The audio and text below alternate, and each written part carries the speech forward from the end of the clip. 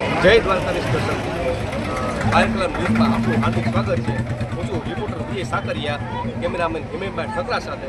આપ જોઈ શકો છો કે હોળીના પર્વને ગણતરીના દિવસો જ બાકી છે અને અહીંયા લોકો પદયાત્રી તરીકે સમગ્ર ગુજરાતમાંથી અથવા તો ગુજરાત બહારથી પણ એ લોકો પદયાત્રા કરી અને દ્વારકાધીશ મંદિરની અથવા તો દ્વારકાધીશ ભગવાનની ચરણોને સ્પર્શ કરી અને ધન્ય અનુભવે છે અને ખૂબ જ આનંદ અનુભવે છે. એવામાં આપણે જામનગર કપાડી હાઈવે ઉપર આપણે બાય કલમ ન્યૂઝની ટીમ રિપોર્ટર વિજય સાકરિયા તેમજ સહતંત્રી હિતેશભાઈ રાયચુરા સાથે પહોંચી ગઈ છે અને આપણે જોઈશું કે અહીંયા આપણે આવેલો છે વિદેશ કેમ્પ જે અદ્ભુત સુવિધાઓથી ઉપલબ્ધ છે અને તેના સંચાલકો અને તેના સ્વયંસેવકો એ સતત તે લોકો હાજરી આપી અને લોકોની પદયાત્રીઓની સેવાઓ કરી રહ્યા છે. તો આપણે મળીશું આના આયોજકો અને સંચાલકો સાથે અને જોઈશું કે તે લોકો કઈ કઈ પ્રકારની સુવિધાઓ આપી રહ્યા છે અને કઈ કઈ પ્રકારની સેવાઓ આપી રહ્યા છે અને અહીંયાના લોકો અથવા તો પદયાત્રીઓને તેઓ આનંદ અનુભવે છે અને એ લોકો કેવી રીતના સેવા મેળવે છે.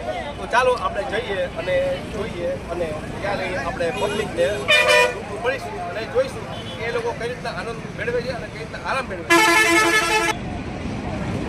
સૌથી પહેલા તો સૌ બોલો જય દ્વારકાધીશ. સિક્કા અને આ કેમ્પનું આપણે કેટલા વર્ષથી આયોજન કરી રહ્યા છો? 15 વર્ષ. અને આ કેમ્પ આપણે અધર સુવિધાઓથી ઉપલબ્ધ છે એટલું જોવા મળે છે, પણ આ કેમ્પમાં શું શું સુવિધાઓ આપણે ઉપલબ્ધ રાખવામાં આવે છે મને જણાવશો? આ કેમ્પની અંદર પહેલાં તો જમવાની વ્યવસ્થા છે, એ ટાઈમ જમવાનું અને 24 કલાક નાસ્તાની ગાંઠિયા અને ચા 24 ચાલુ રહે છે. અને એના ઉપરાંત લેડીઝ જેન્ટ્સ માટે અલગ વ્યવસ્થા છે, એની છે. પછી મેડિકલ સુવિધા છે, દવાઓ આપે છે, ઇમરજન્સી એમ્બ્યુલન્સ પણ આવી બધી સુવિધાઓ ખૂબ સરસ. આપણે આયોજકો સંચાલકો બધાને મળીને ખૂબ આનંદ થયો.